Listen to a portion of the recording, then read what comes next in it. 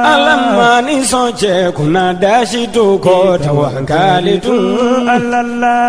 Adama dumi son katlaki kuna da tawakkali tu Alamani sonche kuna dashi to ko tawakkali tu Jongi jigi de kadalima sayi tawakkali tu Alamani punya dogo yashitu ko tawakkalitu Adama dumbi punya ningatlagi joya tawakkalitu Alamani punya dogo yashitu ko tawakkalitu Oko somunya jigi semme fama alala tawakkalitu Wayengo yebeto dalima sabulu tawakkalitu Baba Jose Trawele kejiki Allah de tawakkalitu Jose igi semme dalima salla tawakkalitu Jombe bara minna iji Allah de tawakkalitu service ako abibu nyamasegi folike kanyesi akasango hiji deumo au munu yedana ya takadaka au ka hiji labeni akechugo nyumana nan tara herala kasigi herala dumunun kay berebereli kay nam mo be bien fenfena u ba bela jelen kanye donc ambu foku barkada directeur min to ba no fe no e Amadou Maïgaye ajora jorola nyemo ya ko fenfen ajora jorola kaniso jam rola ka mo berebere ka koto mo tala mo temindo ka nyeira mo la anyo barade soro dunya la mukele kono akoka au bela jele la dunia silame munu me mali kono ani munu zigiro benodo jiye jamana were umo ka fo sanwere o hiji ni o umura o bara o labe on damne na kaba o mana au munu ba fe ka hiji ke damu lakana ni basigi kono agence dunia akeme ko fere bela jele tige ka hiji ke jugo nyuma kala bela jele labe ka bla awnye minyi ka do shiro ni damu ye ka surunya au ka bato ke yoro la dumuni laki ka sanuma obi tobe ka bla au ka bulo ka sagana ka wati bela jele la dogotoro jolewon olube au no fe hiji ke yoro ani bato ke yoro wera bela jele la yoro be ani wati be bawo bolo kuma do o ka busa ne de singa di agence dunia travel service jenyo ankele mimbe au ka hiji ni au ka humura ke ka nya ale de do o fana ni aw bɛɛ kunnafoni wɛrɛ ɲini a ye weleli kɛ 66 71 37 24 70 64 99 71 ni aw bɛɛ u ka yɔrɔ ɲini u filɛ ni hippodrome yɛrɛ la immeuble station Soma Yafula Kulukɔrɔ sira da la o fana min y'i k'a dɔn agence dunia travel service ye k'u bɛ dugawu kɛ hiji ni umura kɛcogo ɲuman a n'a musakaw ala k'a nɔgɔya silamɛ bɛɛ lajɛlen ye bɛɛ lajɛlen ma aw minnu b'a fɛ ka voyager k'a sɔrɔ a ma degun sɔrɔ a ka voyage kɔnɔna na compagnie de transport Somatra u y'a kanu kana ni kari kura caman ye kari minnu dilanna norme kɔnɔna na aw ka lafiya kama a suspension wo a climatisation a siège wo ni ye kari jɔlen ye foyi tɛ jigi kɔnɔ i bɛ se ka don a kɔnɔna na cogo min na Somatra e ka kari Somatra ne ka kari Somatra anw ka kari o hukumu kɔnɔna na kari ninnu bɛ sira ta don ko don Bamako, Sekou, San, Moti, Kuchala, Katase Sikaso ma, Kenyeba, Kita, Umanina, Nyoro di Sahel Mauko, Katase Kolokani, Jijeni, Fokatase Bemama. Somatra, Fien Foroko, Somatra, Kauli Herela, Kase Herela. Hôtel Lafia, Dagaro Benendo, Sebari, Bangitaba, secteur 3 kono. Katase Dakabana batiri lichomuma pour que kaseka dususuma fara kiliyan ka lafiya kan ka ta fe ka men hôtel lafiya kono courant tigara tuguni ambi wati mena iko bi hôtel lafiya kono 24 sur 24 courant ko koni o teke ma negelaye ki kamara ganendo courant ko la jignoro ko la i sefa biribiri ika hôtel lafiya magen samuru dakabanaw ani adlan dakabanaw kata se ventlo territoire a fo hôtel Lafia inana aw lafiya li kama alhamdulillah aw lafiyara ayo senfa biribiri ko hôtel Lafia magen Mali kono Mali koka Europe ibi fa wo fanfe ki fe kana moti k'i kamana gannen don ko kurantigɛ de Mopti n'i sera hôtel Lafiya la alhamdulilahi bi kurantigɛ kɔni o kuma banna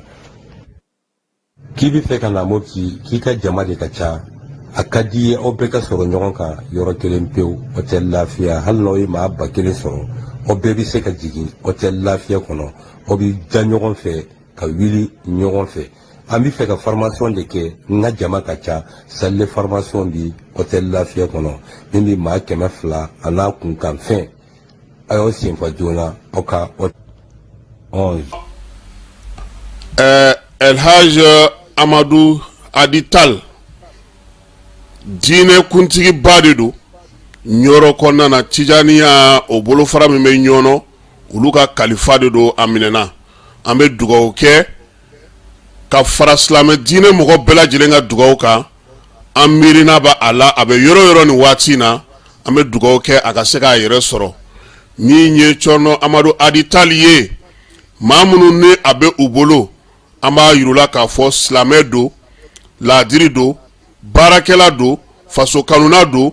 miiriya ɲuman ka bɔ Mali silamɛ bɛɛ lajɛlen yɔrɔ ka ɲɛsin a ma yaasa a ka bilali bɛ se ka nɔgɔya cogo min na a ka segin ka na a ka denbaya kɔnɔna na ka na an bɛɛ lajɛlen sɔrɔ o ye an ka laɲini ye an bɛ dugawu kɛ ka fara silamɛ diinɛ bolofara bɛɛ lajɛlen ka dugawu ka fala ye bɛɛ bɛ seli la bɛɛ bɛ bato la zaviyaw kɔnɔna na misiriw kɔnɔna na tarikatigiw bɛɛ lajɛlen wulilen don k'u jɔ bi an b'an ta fara u ta kan min ye an ka nin cɛkɔrɔba ɲuman in ye min y'an ka nin kalifaba in ye min y'an ka nin mukadamba in ye a ɲuman bɛ se ka segin an ma cogo min na an b'o dugawu kɛ ka fara silamɛ ɲuman bɛɛ lajɛlen ka dugawu kan ala k'an tulo don kibaru ɲuman na.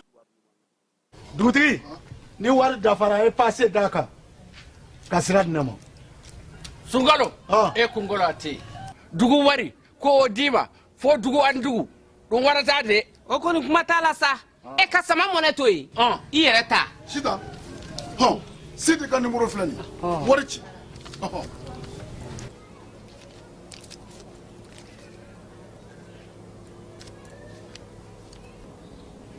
wari sera.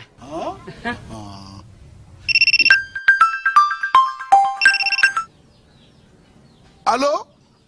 i ye wari sɔrɔ o ɲɛna tiɲɛ yɛrɛ la ko ni sama bɛ maa min ɲɛ ko n komi t'i gosi. ngonga sama mɔnɛ i yɛrɛ ta a sɔngɔ ka nɔgɔn ni Mali wari ci sira bɛɛ ye dépôt ye fu ye wari bɛ ci fu ni application ye wa bɔsara ye musaka fitinin ye sama mɔnɛ ji ni kuran bɛ sara n'a ye créditw bɛ ta n'a ye sanni feere bɛ kɛ n'a ye sama mɔnɛ nin y'anw maliyɛnw ta ye a y'a si filɛ ka nkalon bɔnda.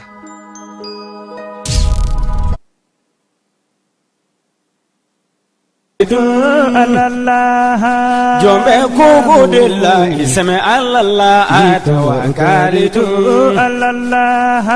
nebi yoron ni wo basilay tawakalitu basilay semme an filɛbaw ni an lamɛnbaw aw bɛɛ lajɛlen aw ni wula juma timɛ ko ɲuman ala y'o d'an ma ala ka su fana hɛrɛ d'an ma n'o ye bi sibiri su in ye an bɛ dugawu kɛ sa an ye bato minnu kɛ ala k'u bɛɛ lajɛlen minɛ an ye bi jumaba in ale la hɔrɔma kama wulada in na an bɛ taa sanayɛlɛ kalanso la sanayɛlɛ kalanso min n'o olu bɛ dɔgɔtɔrɔ kalan kɛ denmisɛnnin minnu bɛ yen ko nin y'u kalo 8 ye olu ka burusu musaka min bɛ d'u ma n'u bɛ se k'u yɛrɛ boloma dɛmɛ n'a ye k'o ti ka sɔrɔ u bɔra kunun ko k'u ka nisɔngoya k'o yira sabula nin y'u kalo 8 ye tɛgɛ ka da burusu kan narakaw fɛ yen denmisɛnnin 8 jɛkulu marafatigiw tun y'olu minɛ 3 fatura u bolo u ye 5 olu labila Moribo Keyita ale ye kibaruya las'an ma ka bɔ narakaw fɛ yen wa Bamanca jɛkulu minnu fana y'a yira sa k'a fɔ ko u yɛrɛ sago ye mun ye bi o ye ko ninnu u bɛ se ka dɔgɔya cogo min na Mali ale kɔni ye wulikajɔ kɛ ka ɲɛsin nin waati na maa minnu bɛ yen n'olu kɛlen don ka taa sanubɔyɔrɔw sigi sen kan sanubɔyɔrɔ minnu ma lakodɔn sigiyɔrɔ 61 gouvernement ale ye o datugu premier ministre ale fɛ yen sa baara minnu bɛ sen na AES jamanaw n'o y'a tɔn kuntigilakaw n'a mairelakaw ye n'a sigila maaw ye olu nana premier ministre fɛ yen premier ministre kɔrɔ Modibo Sidibe ale ni sigira filanan muso sigira sabanan musow minnu bɛ bayɛlɛmali kɛ ale taara bɔ olu ye nin dɔgɔkun o kɔnɔna na Burkina Faso min ye Union Européenne ye ale ye dɛmɛ don olu ma FESPACO o labɛn hukumu kɔnɔna na ale Burkina kelen na fana boloci o daminɛna Américains ni TikTok u kɔni gannen no ɲɔgɔn na Donald Trump ale tile 75 di yaasa u bɛ se ka bɛn cogo min na min ye TikTok ye a ka tori n'a ka tobaliya États-Unis kaw fɛ Faransikaw ka san musaka halisa o ma se ka sigi sen kan wasabulon olu m'u bolo don a kɔrɔ fɔlɔ sénateur kɔni hakilina di a kan Asimi Mirina ale ni wajulu kɛnɛ min ye Sheikh Abdoulaye Doumbouya ye ale wajulu ko kan Ibrahim Jawara bɛna na ɲɛfɔli k'a ɲɛna sini ni Ala sɔnna ma Jɛnɛba Sek ale b'i bila filani de bɛ la Sikasokaw fɛ yen ka kɛɲɛ ni 20 janvier ye san o san a bɛ ɲɛnajɛ min kɛ ɲinanta o ye Sikasokaw ye a ko denbaya bɛ maa min bolo n'o o ye Binta Jalo ye ale sera kɛnɛ kan ka bɔ Sikasokaw fɛ yen kabini bi sɔgɔmada in na sɔɔni sisan an bɛna nin kunnafoni ninnu bɛɛ lajɛlen walawala aw ye.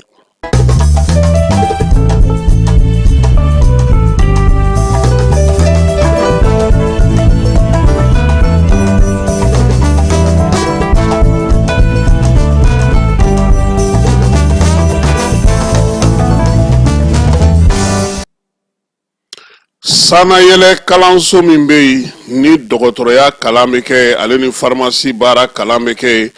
nanzarakan na n'u b'a wele ko faculté de médecine de pharmacie et d'odontostomatologie Bamakɔ Pongé olu kɔni bɛ degun na nin waati in na denmisɛnninw u bɔra kunungo k'a jira k'a fɔ ko nin y'u kalo 8 ye u ka sara n'o y'u ka bourse ye u tɛ ka o sɔrɔ u bɛ degun min kɔnɔna na bi u yɛrɛ ka fɔla Ala kelen pe de b'a dɔn dɔw bɛ olu bɛ so ta yen k'a sara yen sabula n'i bɛ yen fana n'i bɛ internat na i na dɔ di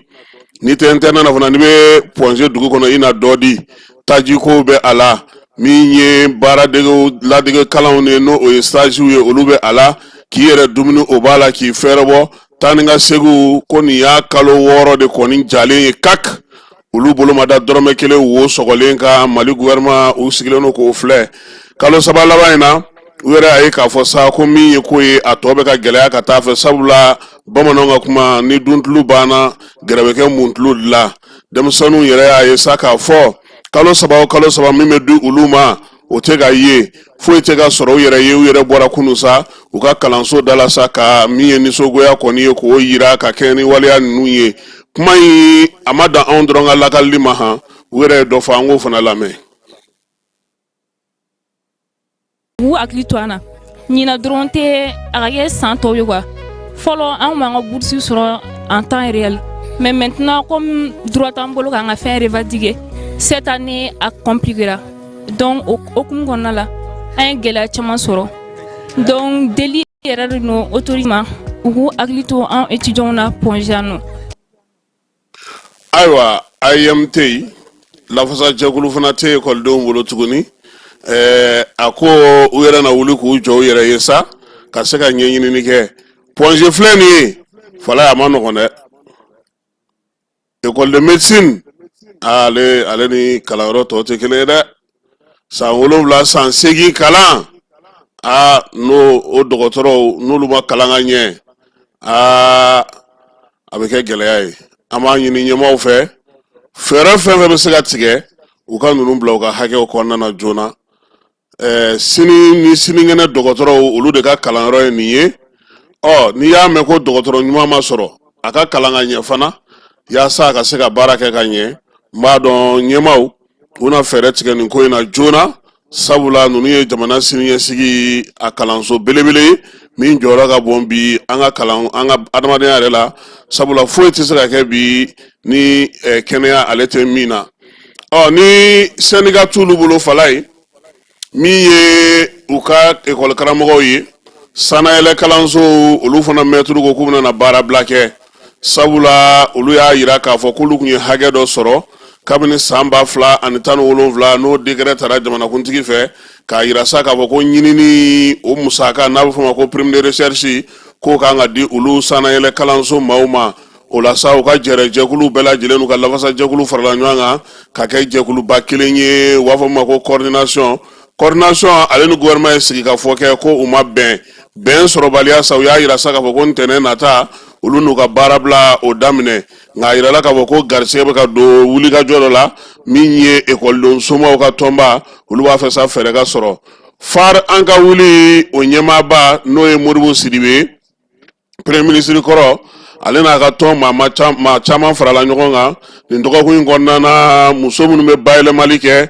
ni o ye sumanw bayɛlɛmali ye sigida 3nan kɔnɔ commune 3 u taara yen a yɛrɛ ka tɔn bolofara muso min b'o kunna sa n'o o ye Mariam Jayi ye ale yɛrɛ tun bɛ Modibo Sidibe kɛrɛfɛ taama in ye tali kɛ mun na Modibo Sidibe n'a ka maaw u taara yɔrɔ lajɛ yɔrɔ mun na muso minnu bɛ yen n'u bɛ sumanw yɛlɛma bayɛlɛmali kɛ bajalan sabanankaw olu fɛ yen min ye Modibo Sidibe ye a ko k'a nana ka na ni muso ninnu ka baara kɛcogo la ka kumaw fɛ degun minnu b'u kan anu b'a fɛ ka yɛlɛma min don u ka baara la n'u bɛ se ka fɛɛrɛ kura minnu sigi sen kan musow ka ɲɛfɔli la u y'a yira sa k'a fɔ ko sɛbɛnko gɛlɛya kɔni bɛ u la kosɛbɛ lakodɔnni o ta nasira fɛ min ye minɛnw ye ani baara fɛɛrɛw olu fana bɛ u jɛ ka kalansenw sɔrɔ kalan bɛ se ka dɔ fara u ka dɔnniyaw kan n'o tɛ musow k'u galabu ka kɛnɛ wa fɛɛrɛ caman b'u bolo nka min ye nin degun damadɔw ye u y'o fana fɔ u y'a yira fana ka sugu sɔrɔ sugu minnu ni bɛɛ lajɛlen bɛ olu la ko dɔn bi tiɲɛ olu bɛ baara min kɛ a ma ka di maaw b'a ɲini nka k'a ta ka taa kɔ kan ko degun bɛ o la bi kosɛbɛ Modibo Sidibe ye u hakili lajigi baaraba minnu ni ale yɛrɛ y'o kɛ k'a to premier ministeriya baara hukumu kɔnɔna na a y'i da don sɛnɛ kan k'olu ɲɛfɔ bayɛlɛmali ta nasira fɛ sɛnɛko ta nasira fɛ fo ka taa se min ye balo ye nɔnɔ ale ni malo olu bɛ se ka sɔrɔ cogo min na an ka jamana kɔnɔ fɛɛrɛ minnu kun sigira o la a y'u hakili lajigi o la sariya minnu sigira sen kan sɛnɛko ta nasira fɛ n'o bɛ nafa di musolakaw ma ani denmisɛnninlakaw ma Modibo ye ji da nin bɛɛ sɛnɛ na wa a y'a ɲini musow fɛ u k'u cɛsiri jamana ɲɛmaaw u na hakili lajigi ninnu ka degun na fɛɛrɛ ni dabali bɛ se ka sɔrɔ cogo min na sa ka se ka fɛɛrɛ ka se ka muso ninnu la lafiya Modibo Sidibe a tilalen k'o la sa fɛn minnu bayɛlɛmalen bilalen no tabaliw kan ye a ye munumunu salo kɛ k'olu fana lajɛ a ko bɛ kuncɛ kuma min ye fala kun da ɲan da mulanze e ni kɛbaa kun da ɲan da mulanze siɲɛ wɛrɛ n bɛna takula d'a ma takula jalen min'o d'a ma fari ɲɛma Modibo Sidibe an b'a n'a ka tɔnden bɛɛ lajɛlen fo Kidalikaw k'olu ye wolomasiri tabaw tɔgɔla kɛrɛnkɛrɛnnen sigiyɔrɔ ni baarakɛyɔrɔ dɔ sigi ye n'o kɛra Kidali yɛrɛ kanden kɔnɔna na ni o bɛ ka taa Kidali yɛrɛ ale dugu kɛɲɛkaɲafan fɛ Falaye Kidali ye donna 4 ye n'u bɛ fɛ ka doni ye dugulen da fɛ o ye directement ye ka bɔ Gawo n tɛ Tesaliti sira o bɛ yen quartier dɔ bɛ yen ko Aliou o sira bɛ yen Etambar o fana sira bɛ yen wa min ye Kidali yɛrɛ ye Falaye bɔcogo kelen b'a la o tɛ fɔ jama la dɛ an ka gindo bɛ f'a ye commandant de zone kura n'o ye colonel Dawuda Sagara ye a bɛ baara la Kidali bi a n'a ka cɛdenw u ye nin kɛnɛ in sigi Falaye Mali yɔrɔ o yɔrɔ wolomasiri tabaw ka gun bɛ yɔrɔ o yɔrɔ n'a bɛ fɔ ma ko région militaire kuma tɛ Kidali y'a 7nan de ye a ko o tɛ se ka kɛ ten ko ka kɛ ko nin yɔrɔ in tɛ u bolo ye a y'o sigi a ma da o ma dɛ n'i y'i kɔtɔrɔma bɔ yɔrɔ in na dɔɔni an ka maa minnu binna mai kalo tile 21 san 2014 Musa Mara ka taali senfɛ Kidali surasi minnu binna Falaye u y'olu fana ka kaburu u y'o dilan k'o ɲɛ kosɛbɛ maaw bɛ se ka taa tasibila kɛ o bɛɛ lajɛlen kan donc min ye Kidali kɔnɔna ye an bɛ foli kɛ sa colonel Dawuda Sagara an yɛrɛ an dɔgɔnin dɔ bɛ yen aw t'a dɔn nin Tangara Isa Tangara ale ye gendarme de ye ale bɛ Kidali gendarme bɛɛ kunna ye bi a tun bɛ Segu Kidali ko in daminɛlen ɲɛmaw y'a bila ka taa Kidali Isa Tangara an b'a fana fo ale furumuso fana ye policier ko ye bon ne kɔni ka petitinin don Segu ka don narakaw fɛ yen kɛrɛnkɛrɛnnenya la Muruja kunun ko min ye denmisɛnnin 5 ye banbanci wale ni bingalikɛ wale kɛbaa minnu bɛ yen jɛkulu marafatigi minnu bɛ yen u ka ɲaminakaw fɛ yen olu ye maa 5 bila u y'a yira ko jɔn ko Ala ko maa 8 kun don kalo caman kɔfɛ ko min ye saba ye k'olu fatura u bolo ko bi minnu ye kibaruya in di Modibo Keyita ma ni ale yɛrɛ bɛ narakaw fɛ yen a ko ko ninnu ye kalo 8 de kɛ nin waati na sa kalo 8 in kɔnɔna na min ye denmisɛnnin ninnu kɔni fana kun ye maa 8 ye 8 na saba o fatura Modibo ka bataki la ko maa kofɔlen ninnu k'u yɛrɛ kɔni ko k'u bɛ nimisa kɔnɔna na bi waleya minnu n'u y'a ta ka ɲɛsin fanga ma ko a nimisa bɛ u la bi kosɛbɛ ko ni ala sɔnna a ma Modibo ka bataki la k'u bɛna n'a lajɛ sa i b'a dɔn k'a fɔ ko nara donda kataba 4 don k'u bɛna na guwa wuli ka bɔ yen ko yaasa ka se ka sira bila dugudenw kɔni ko ko n'u tulola kibaruya duman ye n'a waleya sira ka sigi sen kan o bɛ ɲɛ kosɛbɛ nin waati laban in na a yera k'a fɔ ko gouvernement ale ye wulikajɔ boloda yɔrɔ minnu bɛ yen bi n'olu ye yɔrɔw ye maaw bɛ taa sanu bɔ yen sanu bɔ yɔrɔ minnu bɛ yen ni yamaruya ma di a tigiw ma n'u b'an ka kɔw tiɲɛ u b'an ka baw tiɲɛ u b'an ka sigidaw tiɲɛ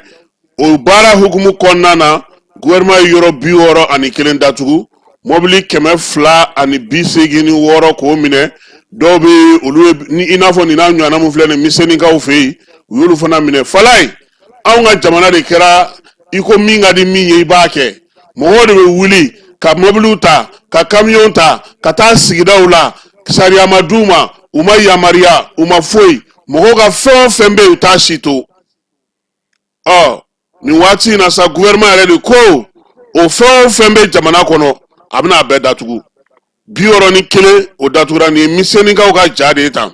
sabula olu fana ka dugu bɛ gɛlɛyaba de kɔnɔna na bi dugudenw b'a dɔn k'a fɔ min bɛ u kan degun min bɛ u kan bɛɛ lajɛlen b'a kalama k'a fɔ ko degun b'u kan nka n'i ye a ko jateminɛ tuma o tuma i tɛ sɛbɛn jɔnjɔn sɔrɔ i tɛ daluya jɔnjɔn sɔrɔ gouvernement ko sisan ko komi o n'a ɲɔgɔnna minnu bɛ fala ye k'u bɛna na a sanubɔyɔrɔ lankolon bɛɛ lajɛlen datugu k'a bɛɛ kari ka bɔ yen pewu jamana a denw bɛ se ka lafiya cogo min fala yɛrɛ hali minnu yamaruyalen k'u lajɛ yamaruyalen caman fana bɛ don mɔgɔw ka kɔw kɔnɔ u bɛ don forow kɔnɔ musow ka nakɔw maaw ka laadala yɔrɔw u ɲɛ tana yɛrɛ ye ji yɛrɛ de ye mɛnɛ a dun bɛɛ lajɛlen n'i y'a ye i b'a sɔrɔ u n'an ka jamanadenw de bolo bɛ ɲɔgɔn bolo dɛ u tɛ n'u kun fɛ dɛ bɛnbɛnbɛn min sigilen don a kɔfɛ ni gouvernement yɛrɛ sera k'a faamu hali minnu yamaruyalen u ka wuli ka t'u ka baaraw lajɛ bi parce que u bɛ ka min kɛ jamanaden caman b'a degun kɔnɔna na an ka marabolo olu caman na bi degun kɔni o ye dugudenw ta ye AES ale ni mara kamabagaw olu bɛ se ka baara min kɛ AES kɔnɔna na o hukumu kɔnɔna na min ye ministre de l'administration territoriale n'ale yɛrɛ fanga ɲɛmaa ye général de division Ablaye Mayiga bi sɔgɔmada in na a ka baarakɛyɔrɔ la jɛkulu min bɛ yen n'o ye tɔn ye mun sigilen don marabolow tɔgɔ la Mali kɔnɔ Burukinakaw ta a y'olu ɲɛmaaw bisimila min ye Moti conseil régional ɲɛmaaba n'o ye an kɔrɔkɛba Ablaye Garba Mayiga ye ale yɛrɛ tun bɛ kɛnɛ kan anw yɛrɛ ka segukaw ka Saka Danbɛlɛ fana tun bɛ kɛnɛ kan Burukinakaw olu fana ta tun bɛ kɛnɛ kan maa ninnu kɔni nana sa ka na ɲɛfɔli kɛ général ye ko fɛɛrɛ ni dabali b'u bolo min ye AES ale marabolow ye olu ka se ka fara ɲɔgɔn kan ka kɛ jɛkuluba kelen ye u nana sa ka na min ye premier ministre ale ka ladilikan n'a ka bilasiralikan k'o lamɛn fɛɛrɛ mun b'u bolo k'o daŋɛnɛmaya a ye jɛkulu min na sigi cogo di a bɛna baara kɛ cogo di a bɛna yiriwaliko sigi sen kan cogo di min ye sɔrɔko minnu bɛna k'a kɔnɔna na marabolo bɛɛ lajɛlen kɔnɔna na kuma tɛ jamana minnu bɛ dancɛ la ko o bɛɛ lajɛlen bɛna lajɛ AES la premier ministre a kɔni ye ninnu fo k'u waleɲuman dɔn ko bi min ye jamana ɲɛmaaw ye olu yɛrɛ b'a fɛ k'u sinsin marabolo ɲɛmaaw kan baara tacogo ɲuman na don nataw la dugudenw bɛ se ka lafiya cogo min a ko ko yiriwali lakana min ye maaw n'u bolominɛw la kɔlɔsili ye o si tɛ se ka kɛ basigi ni lafiya kɔnɔna na ni dugudenw yɛrɛ sen tɛ a la wa ko n'a ye ninnu ye nin waleya miiriya in sɔrɔ ka na bɔ ale ye ko ale b'a fɔ ma ko u ka a fɛɛrɛw sigi sen kan fala ye délégation in na n y'a f'i ye cogo min Moptikaw ka Ablaye Garba Mayiga ni ale olu ka assemblée régionale président o tun b'a la Segu ta Saka Danbɛlɛ o tun b'a la Burukinakaw ka marabolow bɛɛ lajɛlen n'u ka région ye o ɲɛmaaba Ablaye Basinga ale fana tun bɛ a la wa min ye u ka jamana cɛmancɛ marabolow ye o ɲɛmaya bɛ ale fana bolo APDP ka san 10 hukumu kɔnɔna na a ye kɛnɛ sigi kɛnɛ min n'o kɛra université min tɔgɔ dalen don Kurukanfuga la Bamako ya ni y'a siɲɛ fɔlɔ ye min ye master ye k'o sigi numérique o hukumu kɔnɔna na farafina an fanfɛ bolo fɛ Mali ni y'ale bɛna kɛ jamana filanan ye o la k'o sigi sen kan kalansen fala ye a bɛ tali kɛ sariya ale ni bɔlɔlɔsira faamuyaliko la ka kɛ ni kunnafonidi ye a n'a hakɛw bɛɛ lajɛlen min ye baara ɲɛ a ka se ka sigi sen kan sa APDP ale ni université Kurukanfuga olu ka bolodi ɲɔgɔnma de ye ni master in sigi sen kan kalan min don sa a b'a to don nataw la bɔlɔlɔsira fɛ sariyakisɛ minnu bɛ yen maa minnu kan ka baara kɛ ka kɛ n'o ko cogo ye olu bɛ se ka lafaamuya cogo min na olu bɛ se ka dɔn cogo min na min ye APDP maaw ye u ye waleɲumandɔn sɛbɛn fana di u ka ɲɛmaa kɔrɔ n'o o ye Umaru Ag Mohamed Ibrahim Aidara ye ka taa fara u ka directeur kɔrɔ kan n'o ye professeur Musa Jire ye maa wɛrɛw bɛ minnu y'u cɛsiri kosɛbɛ ni fɛɛrɛ ka se ka sigi sen kan n'o ye master numérique in ye olu fana ye bonyamasegin sɛbɛnw sɔrɔ k'a yira sa k'a fɔ ko APDP ale ka san 10 sɔrɔli o ɲɛnajɛ hukumu kɔnɔna kun don waleya ye a kɛra kunungo université Kurukanfuga la yaasa ka se ka dɔ fara hali bi min ye master numérique in ye ale bɛna daba de yɛlɛsa da min b'a to an ka jamana yɛrɛ kɔnɔna na maa minnu fana bɛna nin kalan in kɛ siniɲɛsigi a baaraba don laɲini kɛkun ye min ye degun caman bɛ bi bɔlɔlɔ sanfɛ ka kɛ n'a sariyaw n'a womisɛnw ye fala ye o dɔn tɛ an fɛ diɲɛ dun kɔnɔ bi fɛn bɛɛ lajɛlen bɛ ka taa o sira de fɛ maaw bɛ se k'u ka hakɛw dafalen sɔrɔ cogo min yiriwaliw bɛ se ka kɛ cogo min baara bɛ se ka kɛ bɔlɔlɔ sanfɛ ni hakɛ minnu kɔnɔ ani sariya minnu na olu bɛɛ lajɛlen dɔnbaganaw ni olu de dilantɔ ye ka bila sini ani sinikɛnɛ ɲɛ yaasa an ka jamana a bɛ se ka lafiya cogo min na n'an bɔra Mali kɔnɔ an bɛ taa Burukinakaw u bɛ k'u labɛn ka FESPACO tako 29nan o labɛn tako 29nan in ale bɛ daminɛ février kalo in nata ye tile 22 ka taa kuncɛ mars kalo tile fɔlɔ min ye Union européenne a bolofara min bɛ Burukinakaw fɛ yen ale ye CFA wari $195 di ko Burukina ko fara a ka labɛnw ka FESPACO hukumu kɔnɔna na min ye musaka in ye sa a kɔni fɔra bi min ye Union européenne ale ka lasigiden bɛ Burukinakaw fɛ n'o ye Daniel Artsi Gundogan Mindi ye ale de ye kibaruya in di Burukinakaw ka ministre min bɛ kunnafonidi ni seko ni dɔnko kunna u ka jamana kɔnɔ ni faso ka kumalasila don Pingwende Gilbert Ouedraogo ale ma jɛrɛ senfɛ sa jɛrɛ min kɛra ale ka ministre so kɔnɔna na Burukinakaw ka ministre min bɛ kɛnɛyako kunna n'o ye Dr Robert Lucien Karunkungu ye ale ye boloci o ko daminɛ u fɛ bi boloci bɛ tali kɛ ka ɲɛsin min ma sa k'o ye fièvre ani typhoïde ye marabolo min bɛ yen n'o ye taxe dusuru ye u y'a kɛ o kɔnɔna na u y'a yira sa ko in kɔni bɛ to sen na sa k'a daminɛ ni janvier kalo tile 23 la ka taa se a 29 ma Burukina fan 14 bɛɛ lajɛlen na denmisɛnnin minnu si bɛ kalo 9 la ka taa se san 14 ma ko a na ɲɛsin olu ma yaasa olu bɛ se ka kisi bana in ma cogo min na Ganakaw fɛ yen Américains ka maa mafalen min bɛ yen n'ale bɛ sénateur tɔgɔ la olu n'a bɛ munumunu salo la James Rich ale ko sa ko a bɛ welewelemada bila ka ɲɛsin Banque mondiale ma k'u kana juru foyi ni wari foyi ta ka di Ghana ma tuguni ko ni Américains ka société ka juru kɔrɔ min bɛ Ghana na ko a kɛra kɛlɛ ye a kɛra kɛlɛ ye Ghana ka AES kanu in a kɔlɔlɔ ka bon dɛ fala y'a kɔlɔlɔ ntan dɛ bi n tulo b'a la ko dɔw tun bɛ fɛ ka bɔ ka taama Côte d'Ivoire k'olu ma jɛ ni Mali Burkina Niger bɔli AES la Côte d'Ivoire ɲɛmɔgɔ dɔw ye a bila a ka bɔlɔlɔ sira kan ko o wulikajɔ tɛ se ka kɛ ko minnu bɛ fɛ ka taa yira k'a fɔ ko Mali ni Burkina Niger man ka bɔ AES la ne ko n ko Côte d'Ivoire ma ɲɛ an ma koyi n'u tun ye ninnu ta yamaruya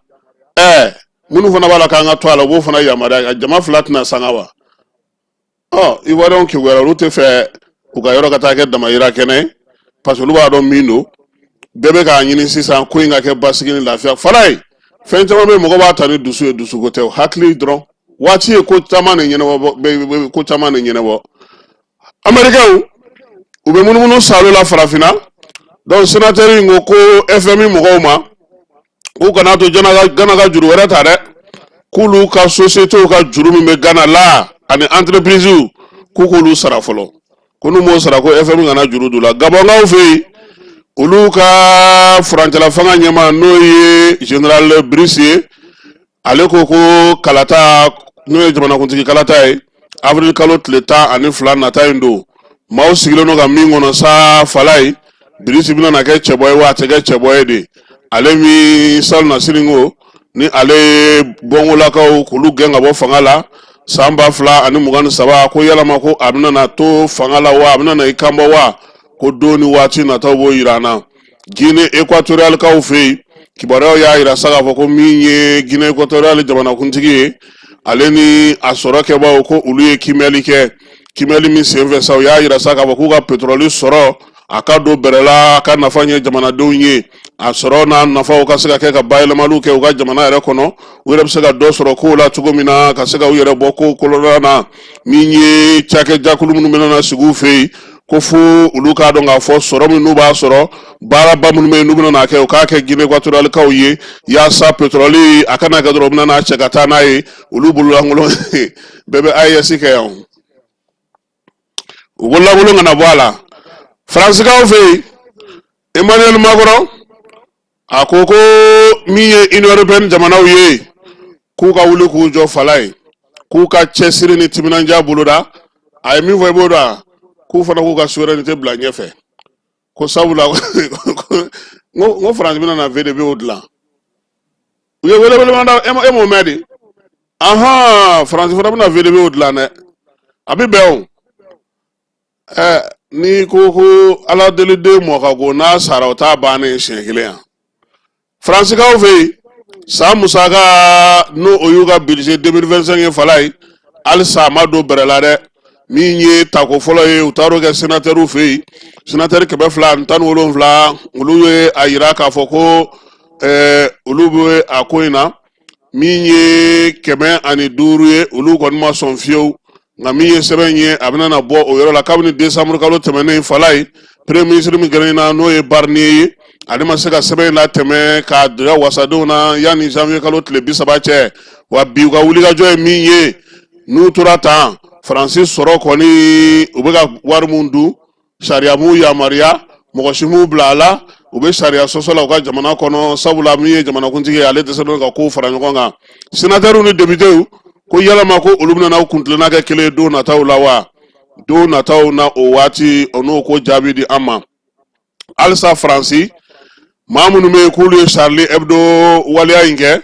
k'a yirala sa k'a fɔ k'olu kɔni san 30 kaso o kɔni dagara olu ye sa ale ni a baara cɛjuguba États-Unis kaw fɛ yen maa miliyɔn baden o de ɲɛ cɔrɔlen no bi Donald Trump la k'a sababuya kɛ min ye Donald Trump ale kun ye tile 90 de di TikTok maaw ma ko yaasa min ye u ka application ye n'o ye TikTok ye a ka feere américain dɔw ma olu ka baara kɛ ni a ye sisan ko tile 75 o de bɛ TikTok bolo yaasa ale ni américain bɛ se ka bɛnkan sɔrɔ cogo min maa k'a san amérikaw fɛ yen TikTok kana kɛ chinois sago ye sabula olu ta don ale États-Unis kelen na fala ye tasuma ye a da don ko kura tuguni dɛ Los Angeles min ye tasuma ye zen ko ani vitesse ba dugudenw kɔni min ye taari 300 ani 800 ye o bɛɛ lajɛlen ne kɔni tiɲɛna kɔkolow ale ni babolo minnu fana b'a fanfɛlaw la n'o ye kɔgɔjiw ye k'olu bɛɛ lajɛlen kɔni tiɲɛna maaw yɛrɛ bɛ ka wuli ka jɔ kɛ sa u bɛ se ka bɔ cogo di maa ba 31 o de kɔni bɛ k'i yɛrɛ ɲini ka bɔ nin tasuma juguba in ale kɔrɔ maa si tɛ tasuma min wulikun a n'a bɔyɔrɔ dɔn an y'a fɔ a ɲɛna k'a fɔ ko min ye an ka jamana kɔnɔ yan 20 janvier ale ɲɛnamayali baaraw kɛra o hukumu kɔnɔna na sa min ye Cheikh Abdoul Doumbia ye chemin du bonheur ale ye wajulu sigi sen kan wolomasiri tabaw ye baara min kɛ ka kɛ ni général Asimi ale ka kuntilennaw ye Ibrahim Jawara a ye min sɔrɔ la an ka jɛ k'o filɛ 20 janvier 2025 Mali sɔrɔsiw ka fɛtiba an balima silamɛw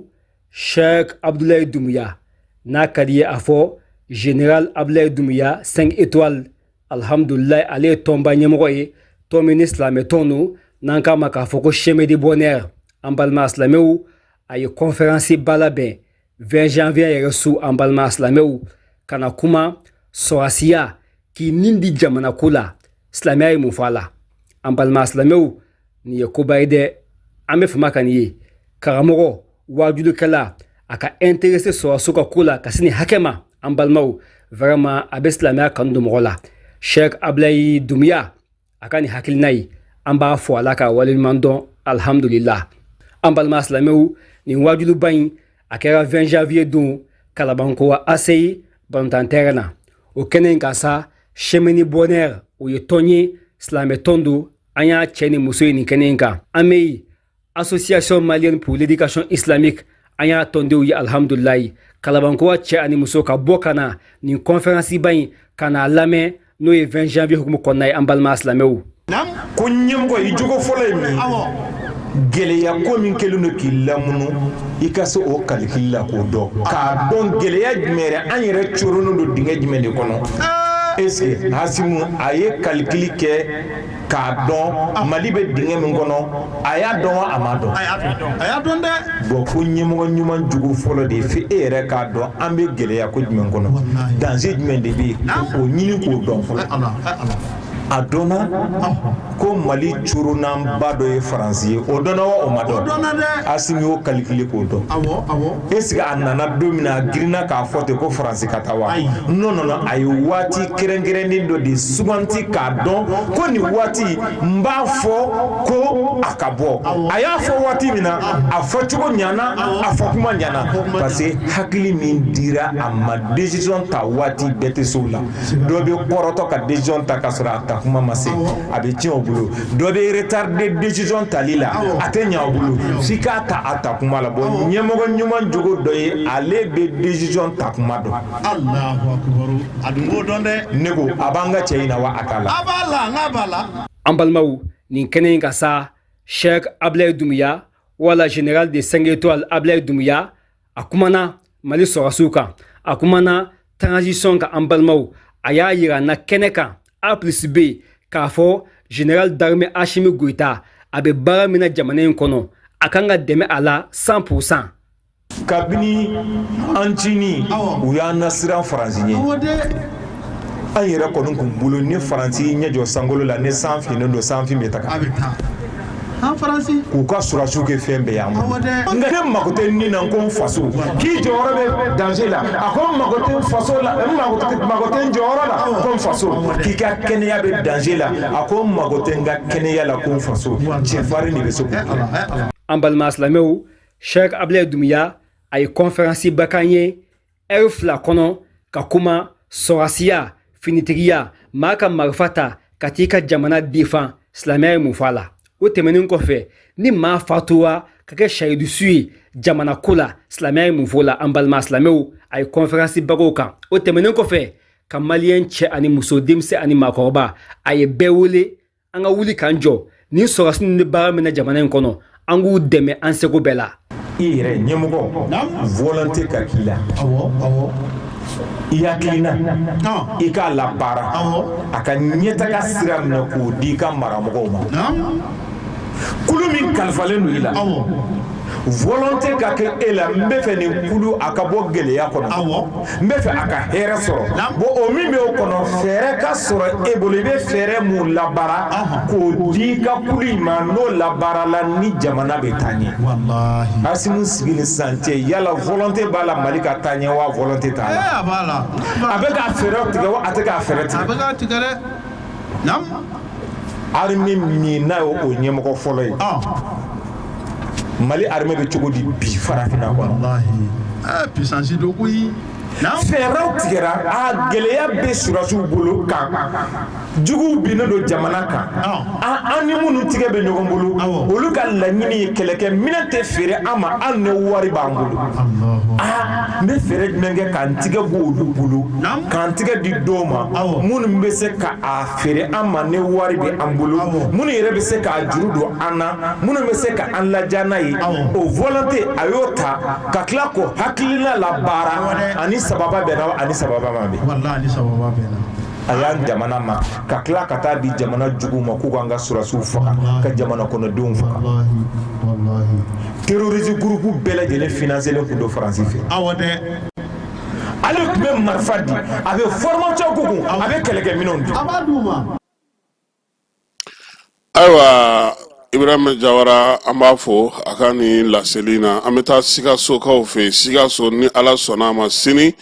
Janaba Sek ale ka ngi bila filan de bela ye ɲɛnajɛ senfɛ sa ɲɛnajɛ min bɛ tali kɛ halisa sɔrɔsiw ka san 64 o sɔrɔli la san o san Janaba Sek ale bɛ Mali marabolo dɔ ta sa ka taa ɲɛnajɛ kɛ ɲinanta bɛnna Sikaso ma min ye Madame Kante Marie Claire ale n'a ka maaw n'o ye gouverneur ye olu bɛ labɛn na maa min bɛ yen n'u ye a denba jala ta ka da ale ma n'o ye Binta Jalo ye ale yɛrɛ sera kɛnɛ kan ye a ye min sɔrɔ k'a fɔ joliba maaw ye an k'a lamɛn. Ani sɔgɔma malien cɛman na musomanw bɛɛ AES jamana kɔnɔmɔgɔ bɛɛ wele bilalen no bɛɛ ma ni marraine yɛrɛ sira kan n'a ka délégation an bɛ ka taa Sikaso. Sikaso ye 20 janvier an bɛ ka taa fête kɛ avec Janaba Sek la nuit des armées jɛmakɛ mɔgɔ si ma wele bilalen no bɛɛ ma ville de Kénédougou vraiment an bɛ bɛɛ fo ka bɛɛ waliɲuman dɔn an ma jɛ mɔgɔ si ma bɛɛ ka na an ka taa ni fête in kɛ samedi don de don bɛɛ ka bɔ comme kɔnɔkulu an ka taa ka taa Janaba Sek soutenir an ka na ka na an ka armée soutenir n bɛ AES jamana bɛɛ wele n'o ye Niger Burkina Mali ani an ka général d'armée n'o ye Assimi Goïta ye an ka bɔ comme kɔnɔkulu parce que AES bɔra CEDEAO la ni bɛ kɛ o san fɔlɔ ye ni an bɛna Janaba Sek fana ka fɛn kɛ bon fête in bɛɛ bɛna gun ɲɔgɔn na an b'a bɛɛ fêter ɲɔgɔn fɛ vive nos forces armées vive l'AES vive le Mali. Ayiwa ɲɛnajɛ o bɛ Sikaso sini ni Ala sɔnna ma min mana na b'o la fana an na o bɛɛ lajɛlen da o tulo kan nin bɛ dan sigi an ka bi wulada in na kibaruyaw la n'Ala sɔnna ma su in na ani syndicat Sinakodem coordinateur min nana ɲɔgɔn sɔrɔ n'o ye Kabunu Fofana ye Kabunu Fofana a ko ko kibaruya b'a fɛ min ye baara minnu n'u y'olu daminɛ dɔgɔkun in kɔnɔna na ka ɲɛsin Sinakodem ale sigili ma sen kan a ka se ka kurakuraya ka se ka baara kɛ o fɛɛrɛ n'o dabali minnu tigɛla sa Kabunu Fofana nɛgɛ kanɲɛ 21 ale bɛna k'an ka maa bisimilalen a k'an bɛɛ ni Ala n'a kira sɔnna ma. Ka bɛn ni baaraw kɛcogo ɲuman sabatili ye Société Énergie du Mali ale bɛna mise à jour kɛ a ka compteur papier Isako bɛɛ lajɛlen na don n'a nataw la ni fɛɛrɛ kura min filɛ nin ye a dabɔkun ye ka se ka jigiya to ye ani baara kɛcogo ɲuman k'o sabati ani maa minnu bɛ baara kɛ courant na olu ni ɲɔgɔn cɛ